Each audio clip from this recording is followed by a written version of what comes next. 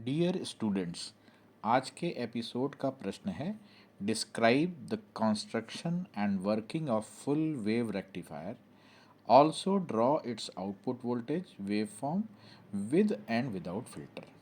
इस प्रश्न का हल बताने से पहले हमें प्रश्न को ध्यान से समझना चाहिए। प्रश्न के हिस्सों में कुछ कीवर्ड छुपे हैं जिन्हें पहले अंडरलाइन करते हैं, जैसे describe, construction, working, full wave rectifier, output voltage wave form, with and without filter.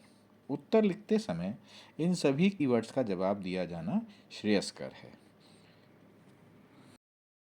Description में हम यहाँ बताएंगे कि रेक्टिफायर क्या है, अर्थात यह एक ऐसा इलेक्ट्रॉनिक सर्किट है जो अल्टरनेट होने वाली एसी करंट जो निश्चित समयावधि में अपनी दिशा को बदलती रहती है उसे डीसी करंट में बदल देता है जो केवल एक दिशा में ही बहती है। अब यहाँ रेक्टिफायर के प्रकार की चर्चा की जानी चाहिए। तो रेक्टिफायर दो प्रकार के होते हैं। पहला, हाफ वेव रेक्टिफायर। एसी के केवल पॉजिटिव हाफ साइकिल के समय में जो रेक्टिफायर आउटपुट देता है उसे हाफ वेव रेक्टिफायर कहते हैं। केवल पॉजिटिव हाफ साइकिल के समय आउटपुट देकर यह धारा को एक दिशीय बना देता है। दूसरा, फुल वेव रेक्टिफायर। यह एसी के पॉजिटिव और नेगेटिव दोनों हाफ साइकिल के समय आउटपुट देता है, लेकिन सर्किट को इस प्रकार से समायोजित करते हैं कि लोड में बहने वाली धारा की दिशा नहीं बदलती। अब यहाँ रेक्टिफायर के कंस्ट्रक्शन को बताया जाना चाहिए। सबसे पहले एक साफ सुथरा चित्र बनाकर सर्किट के समायोजन को दर्शाना चाहिए। फुल वेव रेक्टिफायर डायोड के साधारण प्रयोग अथवा ब्रिज बनाकर अचीव किया जा सकता है, किंतु प्रश्न में ब्रिज रेक्टिफायर बनाने की बाध्यता नहीं है, अतः हम साधारण सर्किट का प्रयोग करेंगे।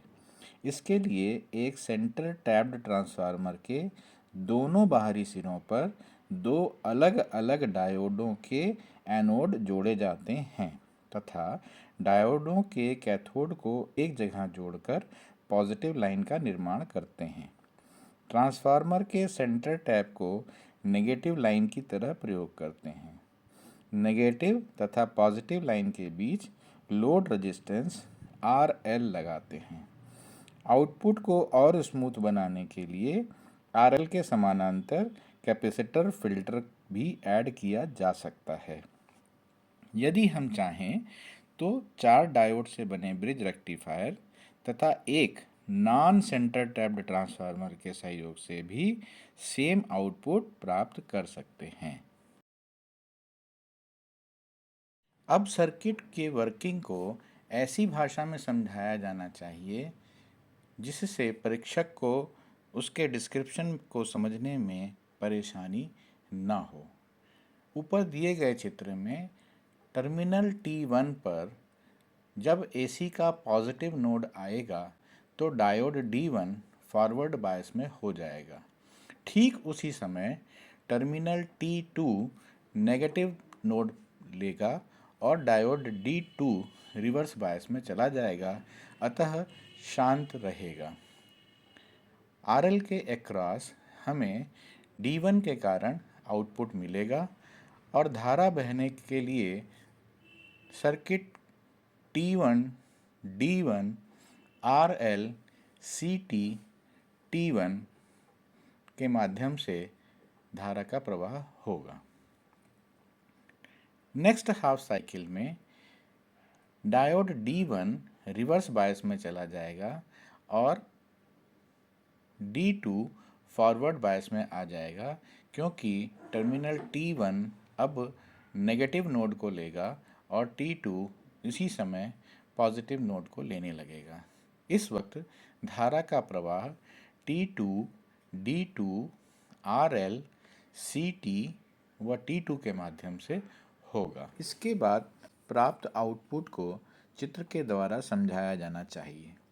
चूँकि प्रश्न में विद फिल्टर और विदाउट फिल्टर दोनों के आउटपुट को समझाने के लिए कहा गया है, अतः दोनों चित्र अलग अलग बनाने व लेबल करने चाहिए। पहले चित्र में डायोड D1 के माध्यम से AC के पॉजिटिव नोड के समय प्राप्त आउटपुट को लाल रंग से दिखाया गया है तथा AC के नेगेटिव हाफ साइकिल के समय डायोड D2 के कारण प्राप्त आउटपुट को पीले रंग से दिखाया गया है। यहाँ प्राप्त आउटपुट में रिपल की मात्रा अधिक होती है। दूसरे चित्र में सी टाइप फिल्टर लगाकर प्राप्त आउटपुट को दर्शाया गया है। डायोड के कारण प्राप्त आउटपुट जब शून्य से अधिकतम की ओर बढ़ रहा होता है तो आरएल में धारा बहने के साथ साथ कैपेसिटर में एनर्जी को स्टोर भी कर रहा होता है।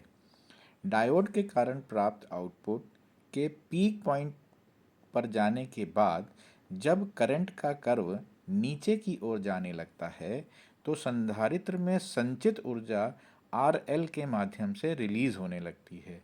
इसे चित्र में काली लाइन से दर्शाया गया है। डायोड तथा संधारित्र के संयुक्त प्रभाव से आउटपुट में बेहद कम रिपल वाली एक दिशीय डीसी प्राप्त होने लगती है, जिसे तीसरे स्थान पर दर्शाया गया है।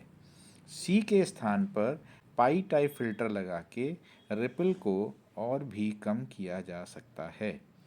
चित्र बनाने के बाद प्रॉपर लेबलिंग और संक्षिप्त विवरण भी लिख देना चाहिए।